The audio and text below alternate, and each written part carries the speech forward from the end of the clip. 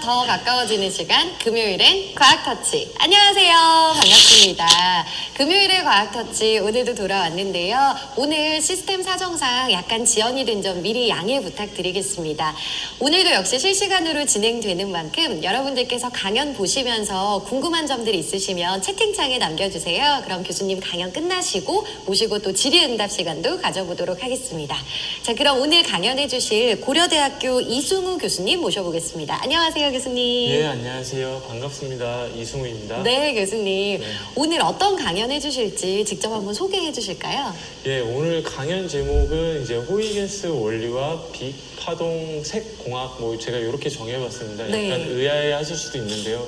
저희가 기본적으로는 이제 빛과 물질과의 상호작용을 통해서 색을 내는 원리에 대해서 설명을 드리려고 합니다. 근데 저희가 보통 색을 하면 제가 입고 있는 옷처럼 이런 색을 어떤 뭐 유기 염료를 통해서 염색을 하고 우리가 이렇게 색을 보아왔는데요. 네. 구현을 하고 보아오고 했는데 저는 이제 어떤 물질 자체 분자가 갖고 있는 그런 염료의 특성이 아니라 네. 어떤 구조, 특히 나노 구조를 통해서 색을 구현하는 그 원리에 대해서 좀 설명을 드리려고 합니다. 그래서 그 원리가 되는 것이 또 호이겐스 원리이기도 하고요. 그래서 저희가 사실 저희 사람을 포함해서 대부분의 어떤 생명체들 같은 경우에는 그런 유기 염료 분자들을 통해서 색을 구현을 합니다. 그러니까 가령 예를 들어서 저희 피부색, 여러분들이 저 보시는 것처럼 저희가 흔히 살색으로 얘기하는 이 피부색은 네.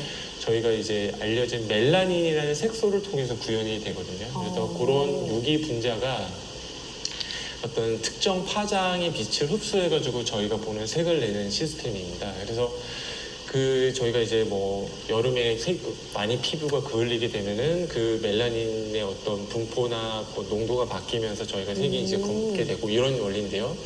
그거에 관해서. 네, 그거에 그렇게 되어 있는데 저희가 이제 곤충이나 새들이나 뭐 요런 또 오늘 제가 소개해드릴 카멜레온 같은 경우에는 색을 조금 다르게 냅니다. 오. 그런 멜라닌 같은 색소 분자가 아니라 제가 조금 전에 설명을 드렸던 것처럼 나노 구조체를 독특하게 갖고 있어서 그런 분자의 특성이 아니라 구조에 의해서 색을 내고 이게 이제 호이겐스 원리로 설명이 됩니다. 그래서 지금은 약간 추상적이실 네. 수 있지만 조금 더 제가 최대한 재밌게 한번 설명을 해볼 수 있도록 하겠습니다. 그러면 네. 또 기대를 보면서 교수님 자리로 오시고 예. 강연 자세하게 들어보도록 하겠습니다.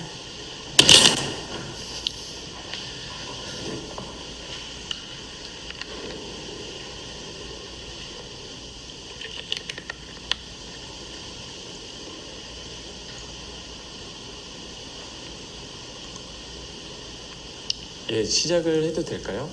네, 예, 안녕하세요. 저 방금 소개해드린 고려대학교 이승우라고 합니다. 저는 이제 공과대학 융합에너지공학과와 이제 고려대학교 전문대학원인 KU캐스트 융합대학원에 같이 소속이 되어 있고요. 저는 오늘 이제 방금 소개해드린 것처럼 호이겐스 원리와 빛, 파동, 컬러 공학에 대해서 오늘 설명을 드리겠습니다. 저는 이제 기본적으로 빛과 물질과의 상호작용을 연구하는 학자입니다. 특히 제가 좋아하는 게 이렇게 빛과 물질과의 상호작용을 잘 제어해서 저희가 색을 구현하는 어떤 인간 혹은 자연계가 색을 구현하는 방법을 넘어서 조금 더 효율적이고 재미있게 색을 한번 구현해 보지 않을까 요거를 고민하고 있는데요. 그거에 대해서 오늘 설명을 드리려고 합니다. 시작하기에 앞서서 제가 하나 예를 보여드리겠습니다. 여기 제가 써놓은 것처럼 제가 레이저 포인터가 잘 보이는지 모르겠네요. 레이저 포인터로 제가 이렇게 가리키는 것처럼 카멜레온은 피부색이 변합니다. 다이나믹하게 바꿀 수가 있습니다. 저희는 사실 피부색을 못 바꾸죠. 바꿀 수 있는 건 앞서 설명드린 것처럼 오랜 기간 선탠을 해서 뭐 멜라닌 색소를 바꾸는 그렇게 하는데 그거는 사실 시간이 걸리는 거잖아요. 근데 카멜레온은 실시간으로 색을 바꿀 수 있습니다. 제가 이 동영상이 되는지 체크해 보겠습니다. 예. 잠깐만 기다려 주십시오. 제가 틀었는데 예, 지금 초록색이었던 카멜레온의 색깔이 어떻게 되고 있죠? 피부색이 점점점 초록색이었던 게 점점 옐로우 그러니까 노란색 빛이 점점 띄고 있죠. 요 오른쪽 아래가 원래 색이었고요. 왼쪽이 변한 색입니다. 이게 실시간으로 이렇게 바꾸는 거거든요. 또 다른 예를 보여드리겠습니다. 네.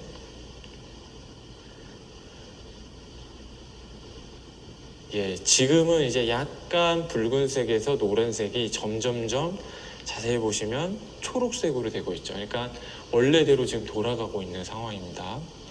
우리 인간은 이렇게 못하죠. 근데 이 카멜레온 녀석은 재밌게 이렇게 하고 있습니다. 이 얘기는 뭐냐면 이들이 갖고 있는 어떤 유기 분자에 의해서 색을 내는 게 아니라 어떤 구조를 실시간으로 바꾸면서 구조에서 파생되는 색을 실시간으로 바꾸는 것을 의미를 합니다.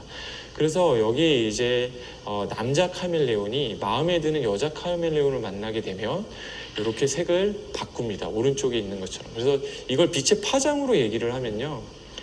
그린빛 같은 경우에는 빛의 파장이 조금 짧고요. 대략 가시광선 대역의 빛의 파장이 대략 400나노미터부터 한 750나노미터라고 통상 얘기를 하는데요. 400에서 한 480나노까지는 블루, 한 500에서부터 한 550 중반까지는 그린, 그거 넘어서 한 600까지는 옐로우, 그거 이상이 되면은 그 레드, 빨간빛이 나는데 그 파장을 가변하면서 이렇게 예쁘게 색을 다이나믹하게 바꿉니다. 카멜레온은. 신기하지 않나요? 저는 참 신기한 것 같습니다.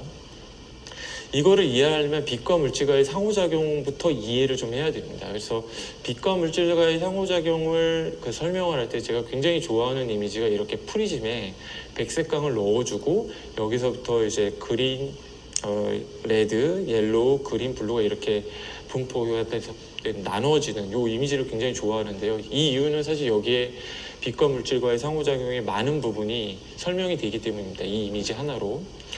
이 가시광대역의 모든 파장의 빛, 그러니까 빨강, 노랑, 초록, 그린을 다 섞으면은 여기 있는 것처럼 백색광이 되죠.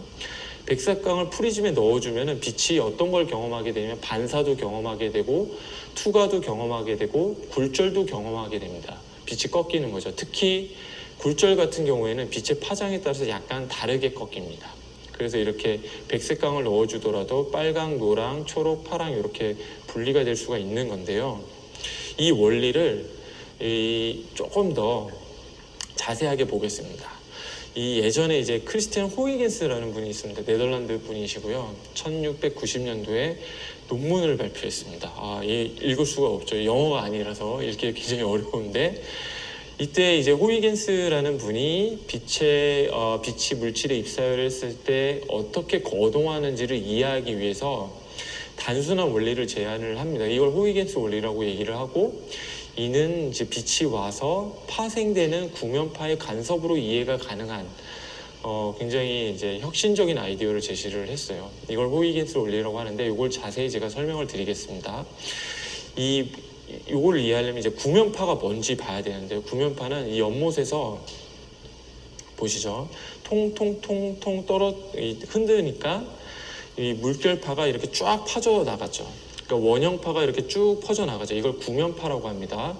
근데 왼쪽 손으로 똑같은 주기로 구면파를 형성을 하게 되면 구면파가 두 개가 형성이 되는데 어떤 걸 보실 수 있냐면요. 여기는 파가 그대로 형성이 되는데 여기는 파가 없죠. 파가 없고 있고 없고 있고 없고 있고 없고 있고가 지금 보이실 겁니다. 저 멈춰진 이미지에서 다시 한번 제가 가르쳐 드리면 여기는 파형이 잘 보이죠. 근데 여기는 파형이 잘 안 보이죠.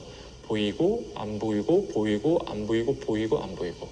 그러니까 두 개의 구면 파동이 같이 재생이 되는데 파와 파가 합쳐지니까 간섭을 하게 되고 간섭이 보강 간섭이 되면 파가 있고 상쇄 간섭이 되면 파가 없는 겁니다. 보강 간섭을 상쇄 간섭 각각 뭔지 볼까요? 파가 여기 두 개가 있죠. 얇은 선으로 된 파가 두 개가 있는데 보면은 파에 산과 산 혹은 골과 골이 파 두 개가 같이 겹쳐집니다. 산과 산이 겹쳐지고 산과 산이 겹쳐지죠. 요걸 합하면은 이렇게 더 큰 파가 형성이 되죠. 이걸 영어로는 슈퍼포지션이라고 얘기를 하는데요. 중첩 혹은 간섭이라고 얘기를 하는데 산과 산이 만나니까 산이 더 커지고 골과 골이 그대로 만나니까 골이 더 깊어지는 겁니다. 그러니까 더 큰 파가 이렇게 형성이 되는 거죠. 근데 오른쪽 같은 경우에 보면은 산 위치가 골 위치에 해당이 됩니다. 파의 산 위치가 파 2의 골 위치에 해당이 되니까 요거와 요거를 더하면은 0이 됩니다. 그러니까 파 1과 파 2가 간섭을 하면 이 경우에는 파가 없어지는 거죠. 그래서 왼쪽 같이 이제 산과 산이 요거를 이제 저희가 결 맞음 뭐 이렇게 표현을 합니다. 결이 잘 맞아 있으면은 간섭을 보강 형태로 해서 파가 더 커지고, 결 맞음이 맞지 않게 되면, 즉 산과 골이 만나게 되면 상쇄돼서 간섭돼서 없어지는 거죠. 요게 이제 저희가 파의 간섭이라고 얘기를 하고, 이 파 중에서도 구면파가 간섭되는 거를 잘 따라가면 저희가 빛과 물질과의 상호작용을 잘 이해할 수 있게 됩니다. 그래서 예를 들어서 투과를 보겠습니다. 이쪽에 물질이 있고요.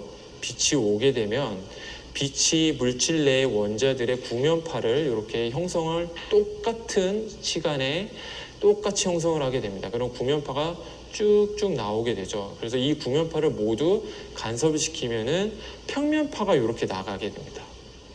이게 우리가 흔히 얘기하는 투과입니다. 또 반사도 한번 보겠습니다. 여기 이제 물질이 이렇게 있고 이 초록색으로 표현된 부분이 물질입니다. 왼쪽에서 오른쪽으로 빛이 입사가 되면, 죄송합니다. 영어로 제가 써놨는데요. 인시던트, 입사된다는 뜻입니다.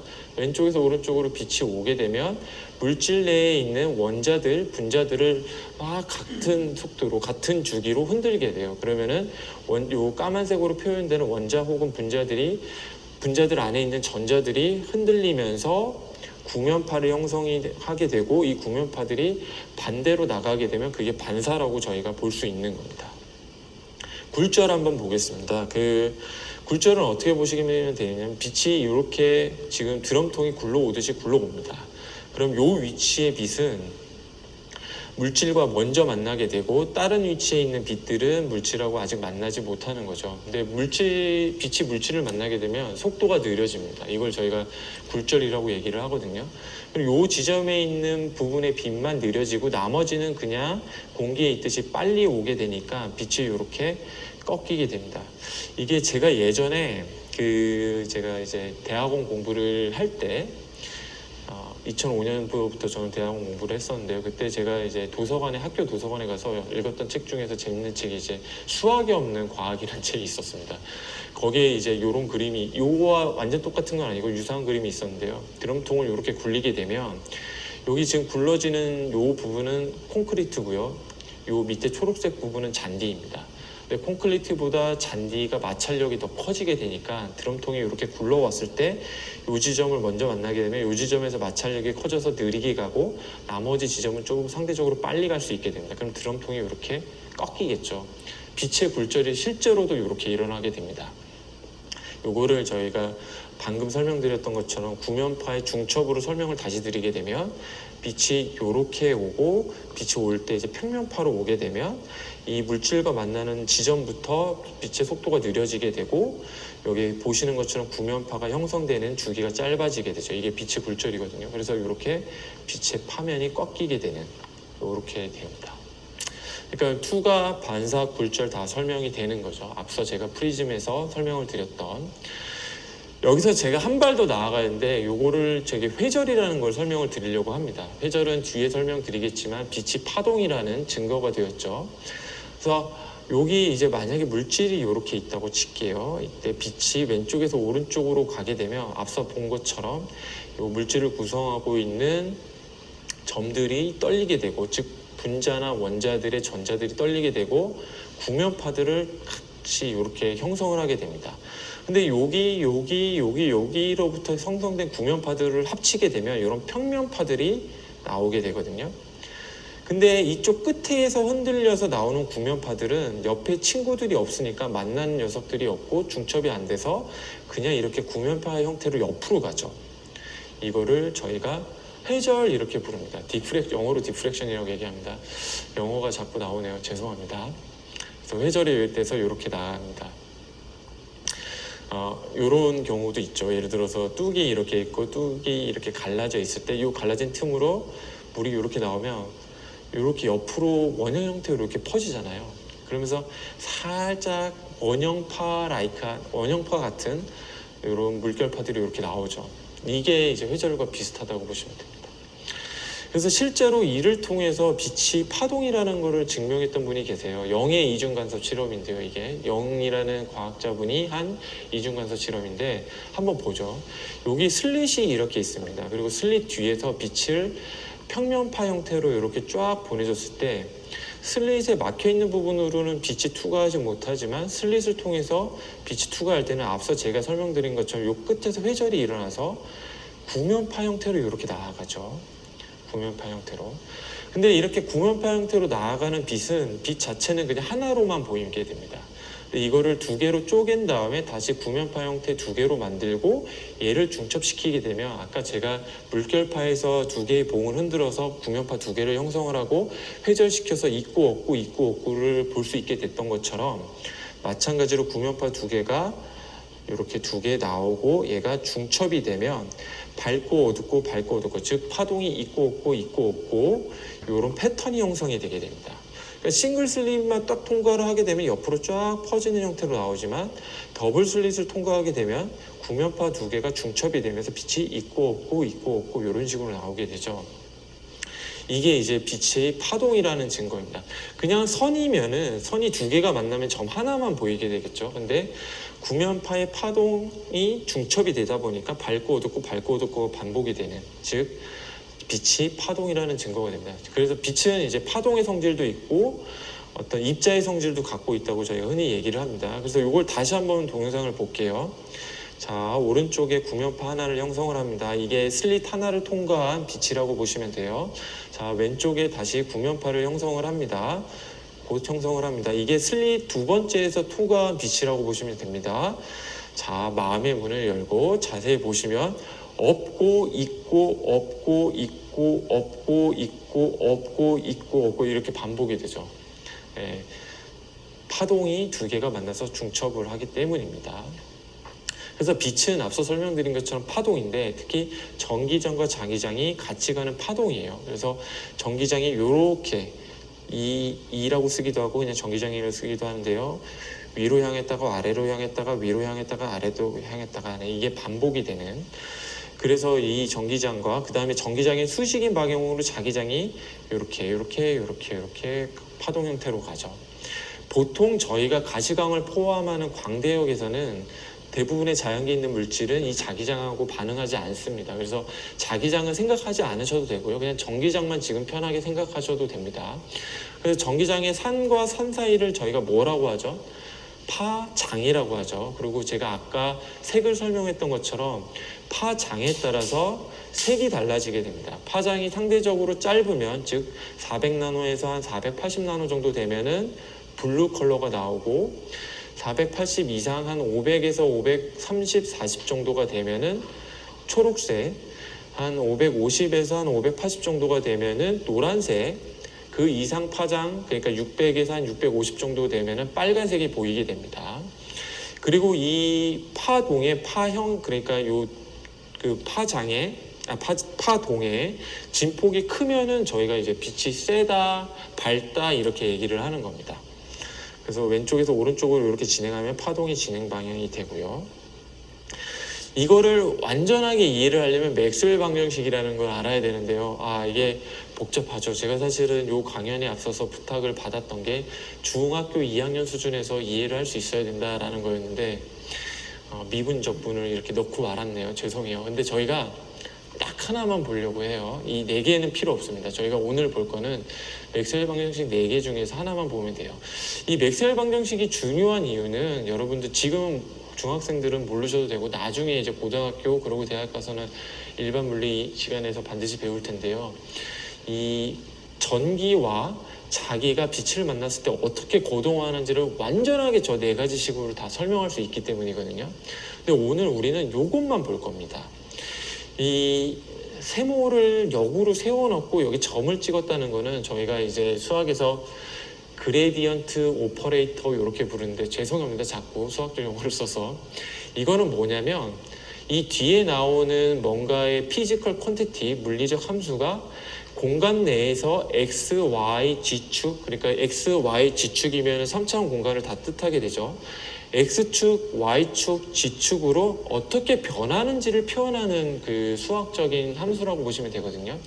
그러니까 이 빅 캐피탈 E라고 표현된 거는 앞서서 제가 요 전기장을 표현한 거예요. 빛의 전기장.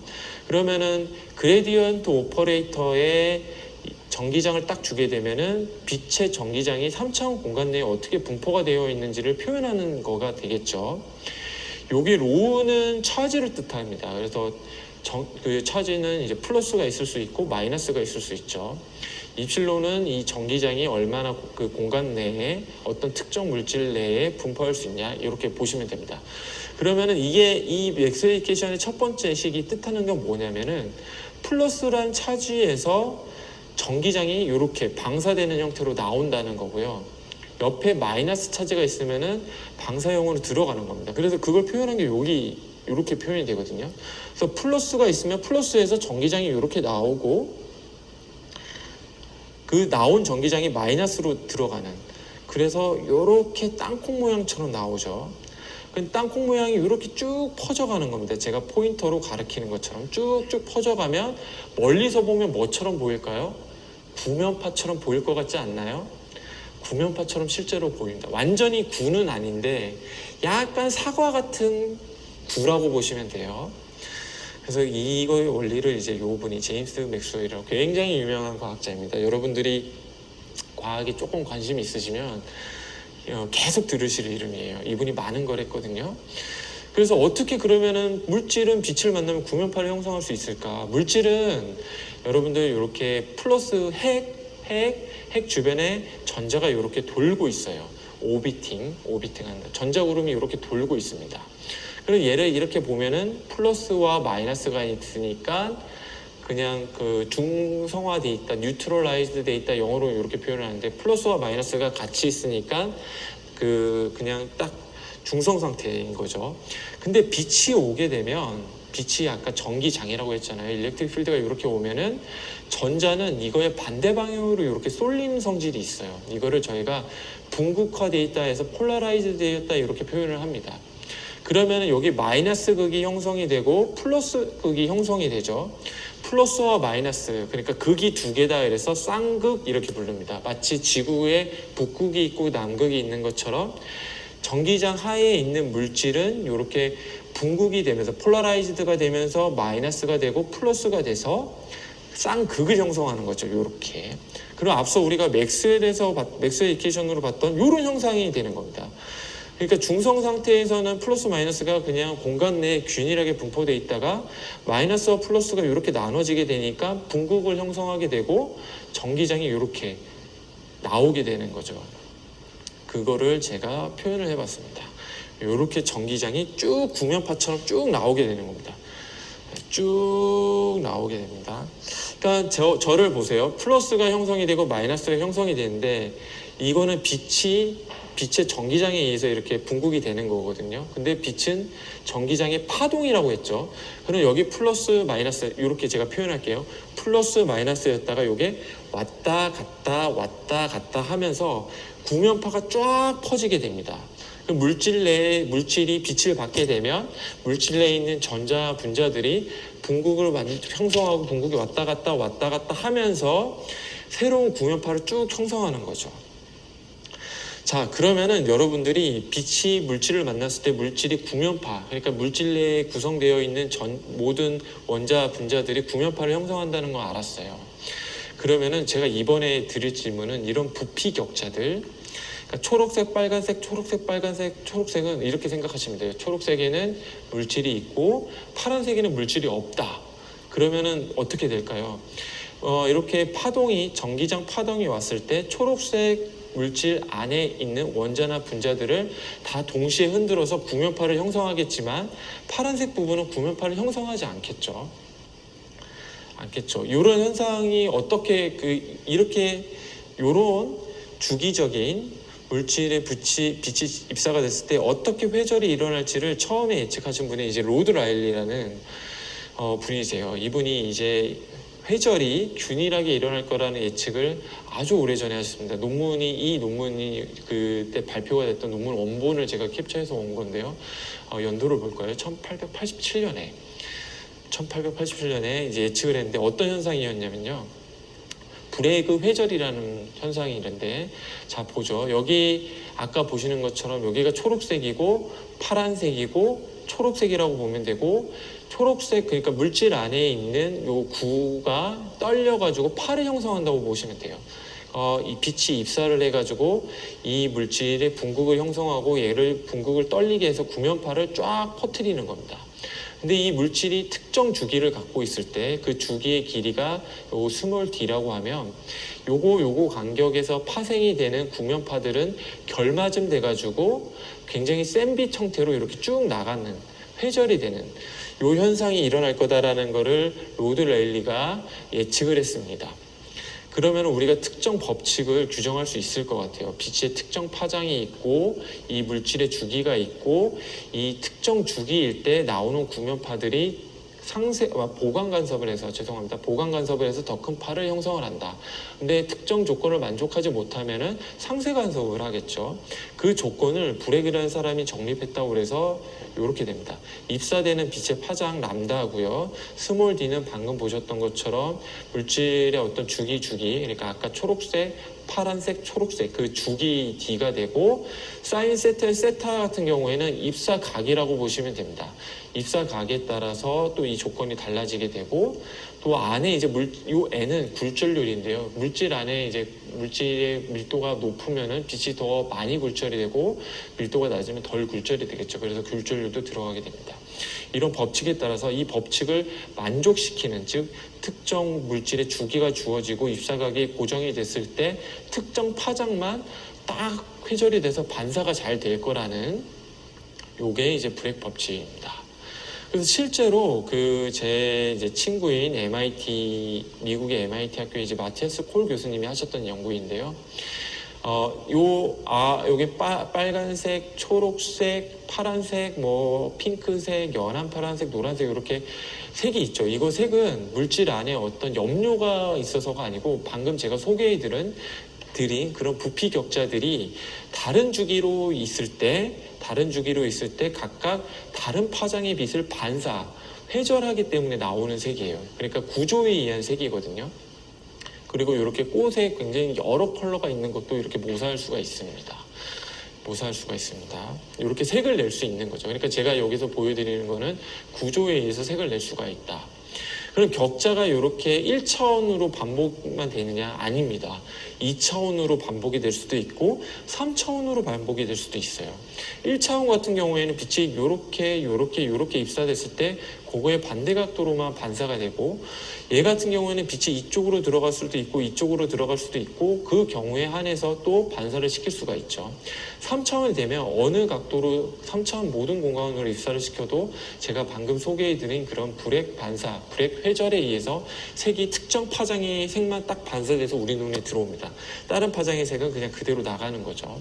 이렇게 구현하는 색을 저희가 그 구조색이라고 하고요.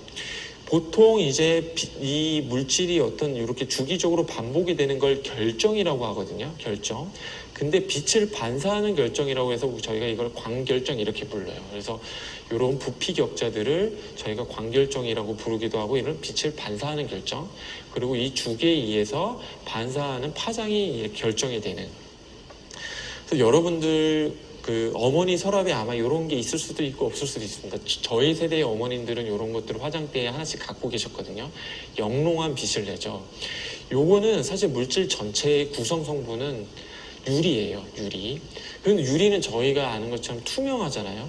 근데 이런 영롱한 색을 낸다는 거는 그 이면에 뭐가 있다는 거죠. 요걸 자세히 보면은 구슬들이 빽빽하게 이렇게 있어요. 저희 같은 광공학자들은 이걸 보면 굉장히 이쁘다 이렇게 생각을 합니다. 보시면 구슬이 어떻게 돼 있죠? 주기적으로 반복이 돼 있죠. 구슬들이 주기적으로 반복이 3차원 내에 돼 있습니다. 그러니까 결정인 거죠. 이 구슬들이 전부 유리 구슬들이에요. 유리 구슬. 근데 유리 구슬들이 그냥 하나로 그냥 구성이 된 하나의 덩어리가 아니라 작은 유리 구슬들이 이렇게 결정을 이루고 있다 보니까 가시광 전체의 빛이 입사를 했을 때 브렉 회절, 브렉 반사가 특정 파장에서 일어날 수 있고 이렇게 영롱한 색을 띌 수가 있습니다. 이거를 58 보석이라고 불러요. 그래서 제가 여기에 오기에 앞서서 간단하게 시뮬레이션을 했습니다. 제가 직접 시뮬레이션한 결과거든요. 보면은 유리 결정들이 이렇게 쭉쭉쭉쭉 있는 거라고 보시면 되고요. 불에 반사되는 빛 같은 경우에 그냥 투과되는 거는 빛이 쭉 그냥 들어가죠. 이렇게. 근데 불에 반사되는 거를 보면은 들어가지 못하고 반사돼서 그대로 나와서 여기 그 정상파를 형성하면서 더 세지는 걸 보실 수가 있어요. 그러니까 불에 그냥 투과될 때는 쭉 여기까지 빛이 들어가지만 이 경우에는 빛이 안 들어가죠. 여기에. 왜냐하면 반사돼서 나가기 때문입니다. 여기 동그라미 하나하나들은 앞서 말씀드린 것처럼 유리 구슬이라고 보시면 돼요. 이게 이제 오팔 보석만 저러냐? 아닙니다. 곤충, 나비, 공작새들도 이렇게 색을 내요. 그래서 나비 날개도 보면은 구성 성분은 유리입니다. 투명한 물질임에도 불구하고 나비가 굉장히 예쁜 파란색을 내죠. 그래서 구조를 자세히 봤더니 보시는 것처럼 이렇게 슬랩들이 그 판들이 이렇게 적층돼 있죠. 적층이 주기적으로 돼 있습니다. 이건 뭐겠죠? 1차원 광결정인 거예요. 그래서 입사되는 빛에 다른 파장은 그냥 투과를 하지만 파란색 파장에 해당되는 빛만 반사돼가지고 우리 눈에는 굉장히 이렇게 예쁘게 파란색으로 보이는 겁니다. 굉장히 예쁘지 않나요? 이거를 실제로 보면 정말 예쁩니다. 정말 예쁘고 태양광 밑에 가면은 강한 태양광 빛에서도 파란색만 딱 반사해서 굉장히 예쁘게 보이고요. 또 하나 제가 소개해드릴 게 새거든요. 새도 이렇게 광결정을 갖고 있어요. 그래서 보시면 이 새가 까만색이죠. 까만색이란 얘기는 태양광을 모두 흡수한다는 거예요. 근데 이 부분만 파란색이죠. 파란색입니다. 이건 태양광 중에서도 여러 파장 중에서도 이 푸른색 빛만 반사한다는 뜻이에요. 그래서 새가 굉장히 예쁜 파란색 빛을 이렇게 냅니다. 이 녀석이 이 파란색 영롱한 빛을 언제 내냐면 마음에 드는 짝을 만났을 때 마음에 드는 짝에 어필하기 위해서 자기의 매력을 어필하기 위해서 이렇게 파란색 광결정을 색을 통해서 내면서 이렇게 유혹합니다. 새도 있고요. 이렇게 곤충도 있어요. 곤충을 이 태양광 빛에서 보면은 굉장히 샤이니한 초록색을 내거든요. 요게 1cm 스케일이고 100마이크로미터 스케일인데 초록색 색이 예쁘게 나오죠. 요거를 자세히 현미경으로 봤더니 이렇게 주기적으로 배열된 얘 역시도 거의 구성 성물이 유리와 같아요. 근데 투명하지 않고 이렇게 색을 내죠. 광결정 색을 냅니다. 공작새 너무 예쁜 색을 갖고 있죠. 공작새 너무 예쁜 색을 갖고 있어서 이렇게 자세히 봤더니 조금 잔인하게 느껴질 수 있지만 요걸 떼가지고 전자현미경을 이렇게 봤더니 보니까 나노 구조가 주기적으로 반복이 되더라 결정인데 특정 색을 반사하는 광결정을 갖고 있습니다. 그러니까 카멜레온이 제가 앞서 소개해드린 것처럼 색을 이렇게 바꿨죠. 초록색에서 빨간색으로 갔다는 거는 무슨 얘기냐면 안에 카멜레온이 광결정을 갖고 있어요. 이런 광결정. 동그라미 약간 밝은색 요 동그라미들이 반복이 되죠. 이때 주기는 상대적으로 짧아서 상대적으로 짧은 파장의 초록색 빛을 반사하는데 이 남자 카멜레온이 마음에 드는 여자 카멜레온을 만나면 흥분을 해서 혈압이 올라갑니다. 그래가지고 그 하얀색 동그라미를 감싸고 있는 게 혈관들이거든요. 혈관이 팽창을 하는 거예요. 그러면 어떻게 되죠? 밝은색 동그라미 주기 거리가 길어지게 되고 더 장파장의 빛인 빨간색 빛을 이렇게 반사를 하는 겁니다. 얘가 요 두 가지 상태로 왔다 갔다 하면서 자기의 컬러를 마음대로 바꿔요. 저희는 못하는 능력을 이렇게 카멜레온이 갖고 있게 되고 그 원리는 뭐다? 이 호이겐스 원리에 의해서 점 하나하나가 구명파를 형성할 수 있는데 그때 중첩될 때 파장의 길이가 더 길어진다. 이 원리를 갖고 있습니다. 그러면 제가 마지막으로 광결적 기반의 구조색, 이런 나비가 갖고 있는 구조색과 천연염료의 색, 요게 멜라닌 분자거든요. 이게 멜라닌 분자의 농도에 따라서 이렇게 색이 조금 어두울 수도 있고 피부색이 흑인, 백인, 황인 이렇게 나뉘는데 이 염료의 색도 우리가 이제 이런 옷 같은 거를 염색을 해서 색을 내는 것도 이런 멜라닌 같은 유기 분자들의 어떤 고유한 특성, 특정 파장의 빛을 흡수해서 낼 수 있는 원리에 의해서 이렇게 색을 냅니다. 장단을 한번 비교해 볼게요. 구조색 같은 경우에는 구조에 의해서 색이 되기 때문에 태양광이 오래 있어도 색이 바래지 않습니다. 근데 이런 염료에 의한 색은 오랜 기간 태양광에 노출이 되게 되면 이 유기 분자들이 깨지게 되면서 손상이 되면서 색이 바래집니다. 저희 옷을 태양광에 오래 이렇게 노출시켜 놓으면 색이 바래잖아요. 그러니까 이 구조색 같은 경우는 어떻게 보면 영속적인 색이죠. 그러니까 나비 같은 경우에는 구조색을 가질 수밖에 없습니다. 왜냐하면은 오랜 기간 야외에서 날아다녀야 되잖아요. 그러면 태양광에 의해서 이 유기 염료들이 손상이 돼서 색을 잃어버릴 수가 있거든요. 근데 이런 곤충들, 나비, 곤잡새들은 이 색이 굉장히 중요합니다. 왜냐면은 그 이성에게 어필하기 위한 굉장히 좋은 수단이거든요. 근데 이제 외부에서 오랜 기간 노출이 되더라도 염료에 의한 색을 내는 게 아니기 때문에 색을 잃어버리지 않아요. 반면에 이런 유기 염료들은 색을 잃어버릴 수가 있는. 그렇죠. 또 그 광결정 같은 경우에는 주기를 바꿔주면은 색을 다이나믹하게 바꿔줄 수가 있습니다. 앞서 보여드렸던 카멜레온처럼. 근데 저희 옷을 염색을 한 번 하면 다른 색으로 저희가 마음대로 바꿀 수 있나요? 좀 어렵죠. 다른 색으로 바꾸고 싶으면 다른 염색을 또 입혀야 됩니다. 근데 이런 그 카멜레온 같은 경우에는 그런 과정 없이 자기가 바꾸고 싶을 때 바꿀 수 있는 그런 장점도 있습니다. 그래서 사람들이 이렇게 인공적으로 광결정을 구현하고 싶어 했어요. 이 1986년도에 어떤 일을 했었냐면 구슬을 모아서 인공 광결정을 구현을 했었는데요. 이거는 이제 자연스럽게 자기 스스로 조립이 되게 할 수 있습니다. 엔트로피를 통해서 할 수 있는데요. 구슬이 예를 들어서 이렇게 랜덤하게 뭉쳐져 있고 구슬과 구슬이 완전히 맞닿아 있을 때 특정 공간 내에 최대 차지할 수 있는 볼륨이 한 62에서 64라고 얘기를 하거든요. 근데 구슬들이 결정을 형성하고 있으면 최대 74 정도 볼륨을 차지할 수가 있습니다. 그러면 이 결정 내에 있는 이 구슬들의 분포를 64로 똑같이 낮춰주자고요. 그러면은 구슬과 구슬 사이가 이 결정 같은 경우에 떨어질 수가 있습니다. 그러면 구슬과 구슬이 매우 자유롭게 움직일 수가 있어요. 그 얘기는 엔트로피가 높다는 거거든요. 우리 모든 세상은 엔트로피를 높이는 쪽으로 가고 싶어 합니다. 여러분들 누가 옆에 바짝 붙어 있으면 좋나요? 신나요? 물론 좋아하는 이성인 경우에는 좋을 수도 있겠지만 보통은 자기가 움직일 수 있는 공간이 제한되기 때문에 좀 싫을 수 있죠. 그러니까 이렇게 옆에 좀 자유 공간을 옆에 두고 자유롭게 움직이기를 원해요. 그래서 오른쪽을 더 선호합니다. 그래서 사람들을 같은 공간에 빼곡하게 모아두면은 누가 시키지 않아도 사람들은 자연스럽게 배열이 돼요.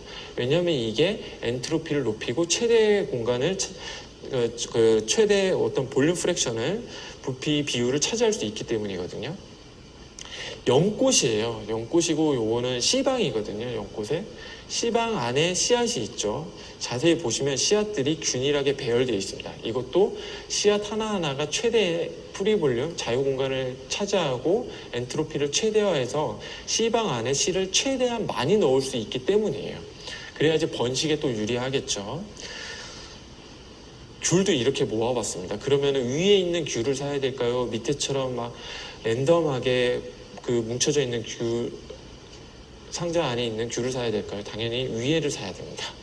왜냐하면 이게 엔트로피가 높고 귤이 더 많이 들어있기 때문에. 그러면 우리도 구슬을 그냥 한 공간에 빼곡하게 모아주면은 구슬들이 자기 스스로 이렇게 결정이 돼요. 그럼 구슬 크기에 따라서 주기가 결정이 되겠죠. 작은 구슬은 짧은 주기, 큰 구슬은 긴 주기. 긴 주기는 장파장이 빨간색 빛을 반사하고 짧은 구슬은 단파장이 파란색 빛을 반사하게 됩니다. 이건 저희 연구실에서 발표한 거고, 이거를 이제 고려대학교, 서울 고려대학교 KU R&D 센터에서 보면 태양광에서 구조색이 보이죠. 파란색, 녹색, 빨간색. 염료에 의한 색이 아니라 구조에 의한 색입니다. 그래서 구조색은 염료에 의한 색과 다르게 영구적이고 가변적인 색공학을 우리가 가능하게 해준다.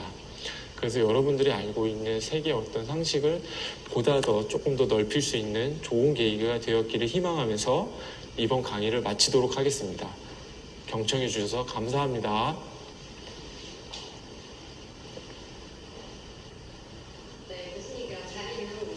네. 질의응답 시간 한번 가져볼 텐데요. 보시면서 이제 인사도 남겨주셨고 안녕하세요 하면서 많은 분들이 인사도 좀 남겨주셨고요. 감사합니다. 그리고 서울에서 오시느라 고생하셨다고 또 어떤 분이 또 채팅을 남겨주셨어요. 파워 중화파의 간섭을 물결로 보니까 그래프보다 훨씬 잘 이해되네요. 라면서 학생들에게 이 영상을 보여줘야겠다 말씀을 또 네, 해주시더라고요. 감사합니다. 많은 분들이 지금 함께 해주시고 계시는데 교수님께서 오늘 강연해주신 이 내용을 네. 학생들이 잘 이해를 했을 것 같아요. 너무 설명을 잘 해주셔가지고 조금 걱정되긴 하는데. 영어를 많이 쓰셔서 조금 걱정되긴 하는데 네. 일단 여러분들이 조금 직관적으로 이해할 수 있도록 최대한 제가 노력은 했는데요. 부족할 수 있을 것 같습니다. 그 경우에는 저한테 연락을 주시면은 메일로 연락을 주시면은 제가 최대한 더 쉽게 설명드릴 수 있도록 하겠습니다. 아니요, 제가 이제 거의 학생들과 같거나 아니면 제가 조금 더 모르는 수준인데 제가 네. 들었을 때도 잘 이해가 됐거든요. 그리고 감사합니다. 저는 이제 교수님이 앞에서 말씀해 주신 것처럼 색이라고 하면 색상만 생각을 네. 했었는데 오늘 이제 또 새로운 어떤 색의 영역을 배우게 네. 된 것 같아서 너무 흥미로웠습니다. 네, 오늘 감사합니다. 은우 학생이 네. 카멜레온 같은 경우에는 구조적으로 색을 변화시키는 건지 질문을 또 네, 주셨어요. 맞습니다. 그래서 광결정의 간격을 조절하는 거예요. 네. 그래서 아까 제가 보여드렸던 화면을 다시 이렇게 되새겨 보시면 하얀색 구슬들이 이렇게 주기적으로 배열되어 있죠. 그러니까 하얀색 구슬로 된 광결정인 거예요. 그리고 앞서 설명드렸던 것처럼 회절의 원리에 의해서 구슬과 구슬 사이의 거리에 따라서 반사시킬 수 있는 빛의 파장이 달라지게 됩니다. 네. 그러니까 거리가 짧아지면은 단파장인 파란색 계열을 반사시킬 수가 있고 거리가 멀어지면은 장파장인 빨간색 빛을 반사시킬 수 있는 거죠. 그래서 거리를 짧게 했다가 길게 했다가 그러니까 요 주변 구슬과 구슬 주변에는 혈관들로 둘러싸져 있어서 마음에 드는 이성이 만나면 흥분을 하고 혈압이 올라가고 혈관이 팽창하면서 구슬 사이의 거리가 멀어져서 붉은색 빛을 내게 되고 이제 마음에 안 드는 이성을 만나면 차분해지면서 구슬과 구슬 사이의 간격이 짧아지고 단파장의 빛을 반사시키는 그 원리입니다. 그래서 말씀하신 것처럼 구조를 네. 바꾸면서 색을 변화시키는 그게 맞습니다. 네. 그게 우리 인간한테는 네. 아예 없는 건가요? 네, 저희는 그럴 수가 없습니다. 일단 저희 피부는 광결정이 없습니다. 그리고 저희 피부가 이제 색을 내는 거는 아까 말씀드렸던 것처럼 멜라닌이라는 색소에 네. 의해서 색을 냅니다. 그래서 저희가 본다는 거는 빛이 와서 반사되는 빛을 저희가 보는 거거든요. 빛을 잘 흡수를 합니다. 그러다 보니까 모든 빛을 파장을 다 흡수하면은 까만색에 가까워지고요. 네. 모든 빛을 다 섞으면 하얀색에 가까워집니다. 그러니까 멜라닌이 많아지면은 그 전체 가시광을 더 많이 흡수를 하니까 점점 검어지고요. 피부가. 네. 그 멜라닌이 좀 적어지면은 그 전체 파장의 빛을 덜 흡수하니까 저희 눈에 더 많이 오겠죠. 그래서 더 밝게 보이고. 그러니까 저희는 멜라닌 색소의 농도를 자유자재로 저희가 조절할 수는 없어요. 네. 저희가 그냥 오랜 기간 태양광에서 오랜 시간 있으면 멜라닌이 많아지죠. 그렇죠. 그러니까 저희는 카멜레온보다 색을 잘 못 조절하는 겁니다. 그런 의미에서. 네. 그런 부분에서는 카멜레온이 한 수 위네요. 저희보다 몇 수인 것 같습니다. 한 수가 아니라 몇 수인 몇 것 수 같습니다. 위네요. 네. 그런 카멜레온이 어떤 색이든 모두 따라할 수 있는 건지 궁금하시대요. 형광색처럼 네. 일반적이지 않은 그런 색상도 따라할 수 맞- 있는지 궁금하시다고요. 보통 그 형광도 사실 빨간색, 초록색, 파란색 다 낼 수는 있습니다. 네. 그러니까 형광이 뭔가 샤이니하게 보여서 다른 파장이라고 생각하실 수 있는데 저희가 보는 가시광선하고는 똑같은 색입니다. 근데 모든 카멜레온이 그 빨간색, 파란색, 초록색을 다 왔다 갔다 할 수 있지는 않아요. 네. 카멜레온도 여러 종이 있습니다. 그래서 특정 종은 제가 아까 소개해드린 것처럼 초록색에서 빨간색을 왔다 갔다 네. 할 수 있고요. 어떤 종은 파란색에서 초록색을 왔다 갔다 할 수 있고 종에 따라서 색을 가변시킬 수 있는 범위는 조금씩 다르기는 합니다. 네. 네. 그렇군요. 그러니까 이게 모든 카멜레온이 동일한 모든 색상을 내는 게 내는 건 아니라 아닙니다. 종마다 또 다를 수 또 있다는 종마다 거. 조금 다를 수 있습니다. 네. 또 질문을 주셨는데 네. 교수님께 드릴 질문이 맞을지는 모르겠지만 하면서 네. 질문을 주셨어요. 어떤 직업과 질문이죠? 관련해서 네. 빛과 공학과 관련된 직업들이 인기가 있다고 얼마 전에 들으셨는데 네. 구체적으로 어떤 직업들이 있는지 궁금하시대요. 이거는 사실 범위가 굉장히 넓어요. 왜냐하면 네. 빛과 물질과의 상호 상호작용을 다루는 모든 직업군이 다 포함이 될 수 있겠죠. 그리고 빛과 물질과의 상호작용의 범위는 정말 넓습니다. 뭐 제가 아까 이제 컴퓨터 화면을 보면서 여러분들께 설명을 드렸는데 디스플레이 있죠. 디스플레이도 네. 빛을 내니까 빛과 물질과의 상호작용입니다. 그러면은 디스플레이 공학자가 될 수도 있고, 그 다음에 요즘에 이제 재생에너지 관련된 이슈가 네. 많은데 태양전지 있죠. 태양전지도 빛을 받아서 전기를 생산하는 물질이죠. 여기에도 진출을 할 수가 있고, 또 이제 여러분들 디스플레이 안에서는 발광하는 소재, 아까 발광이 네. 잠깐, 형광이 잠깐 나왔는데요. 그거를 제어하는데도 또 그 전자 반도체 소재도 들어가게 됩니다. 그런 산업에도 진출을 할 수가 있고, 네. 뭐 바이오에도 진출을 할 수가 있어요. 저희가 어떤 저희 몸 안에 있는 세포를 보는 게, 세포는 되게 물질이 투명해서 저희 눈에 잘 안 보입니다. 네. 잘 보이게 하려면 아까 얘기했던 형광인 물질을 이렇게 붙여주거든요. 네. 그러니까 화학과에서 어떤 형광 분자를 합성을 하고 그거를 바이오 물질에 넣어서 바이오 마커라고 저희가 표현하는 그런 데에도 진출을 할 수가 있고, 굉장히 다양하네요. 너무나 넓어요. 너무나 그러면, 넓어서 네. 따로 연락을 주시면 구체적으로 그러면 이렇게 한번 질문을 드려볼까요? 네. 우리 학생들이 이제 한 10년, 20년 뒤에 어떤 네. 본인의 직업들을 가져야 되잖아요. 네. 그러면 10년, 20년 뒤에는 이런 분야가 아마 좀 각광을 받을 것 같아요. 교수님이 예상하시기에. 제가 예상하기에 네. 빛과 물질과의 공학을 하는 입장에서는 네. 요즘에 이제 그런 상상을 해봅니다. 여러분들 구글이나 애플 같은 경우에 이렇게 구글 글래스 들어보셨나요? 안경으로. 이렇게 안경을, 지금은 안경이 어떤 초점을 잘 맞게 해서 저희 눈을 그냥 잘 보게 하는 네. 원리만 하지만, 이제 앞으로는 AR, VR 혹은 이걸 믹스된 형태인 XR, MR 뭐 이렇게 부르는 가상현실 세계가 여러분 10년, 20년 뒤에는 더 여러분 일상생활의 저변에 깊이 스며들 거예요. 네. 그러면은 이렇게 빛과 물질과의 상호작용을 연구하는 공학자들은 가상현실 세계를 앞당길 수 있는, 보다 일상생활에서 편하게 할 수 있는 그런 안경 디스플레이 같은 그런 거를 개발하는 게 더 각광받을 수도 있을 것 같고요. 미래에는 그리고 이제 뭐 분자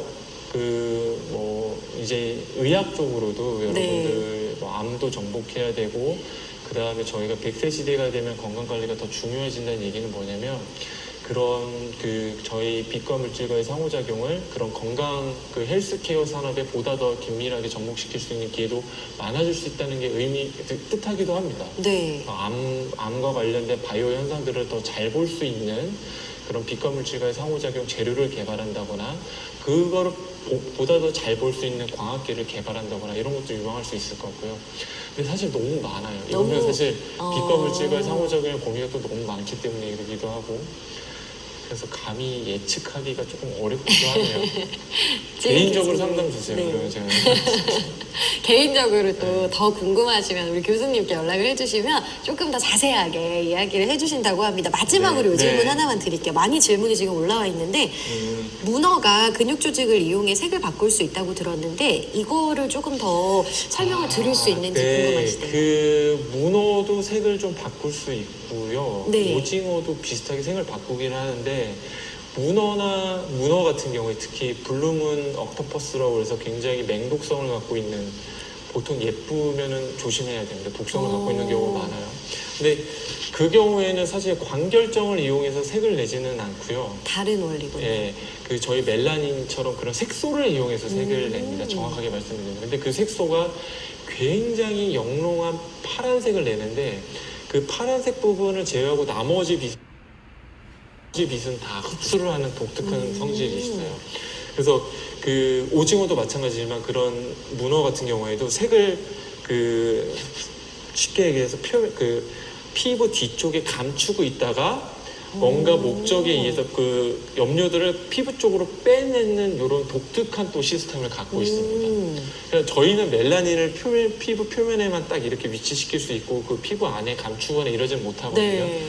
근데 문어나 오징어도 약간 비슷하게 합니다. 오징어도 비슷하게 염료를 안쪽에 감추고 있다가 뭐 어떤 보호색을 자기가 어떤 뭐 자기를 잡아먹으려고 오는 녀석이 있으면은 그 주변에 뭐 흑색하고 비슷한 염료를 갖고 있는 네. 피글렛은 염료를 갖고 있는 걸 피부 쪽으로 뺀다거나 요렇게 약간 그래서 구조색인 듯 아닌 듯한 거죠. 왜냐면은 그 염료가 배치되어 있는 배열되어 있는 구조를 바꿨다가 뭐 이런 식으로 색을 내니까 그럼 제가 이제 굳이 얘기를 하면은 염료와 구조색 어느 중간에 있는 거 얘기할 수 있을 것 같습니다. 네. 문어와 오징어는 이제 염료와 구조색 그 어느 중간에 중간쯤에 제가 사실 이거를 분류하는 거를 생각을 못 해가지고 네. 이 질문을 받아서 이렇게 얘기를 하고 논리적으로 생각하다 보니까 그 어느 지점인 것 같아요. 정확하게 문어는. 네, 충분히 아마 답변이 되셨을 것 같습니다. 지금 많은 분들이 질문도 올려주셨고 네. 흥미로운 강의 감사하다고 또 교수님 설명이 좋은 자료도 있고 강연 자체도 너무 흥미있어서 재밌으셨다는 너무 감사합니다. 이야기를 해주셨어요. 많은 분들이 네. 이해도 잘 되고 재밌었다는 채팅을 또 남겨주셨습니다. 오늘 감사합니다. 강연해주신 교수님께 다시 한번 박수 보내드리도록 하겠습니다. 네, 경청해 주셔서 너무 감사드리고요. 또 궁금한 점이나 아니면은 뭐 코멘트 같은 거 있으시면 편하게 저한테 연락 주시죠. 오늘 이렇게 함께 해주셔서 감사드립니다. 감사합니다. 네, 오늘 저희 실시간 생중계된 영상이 저희 유튜브에 올라가니까요. 한번 다시 보시면서 복습하시는 것도 굉장히 좋을 것 같습니다. 네, 여러분 금요일엔 과학과 더 가까워지세요. 금요일의 과학터치 여기서 모두 마치겠습니다. 고맙습니다. 감사합니다.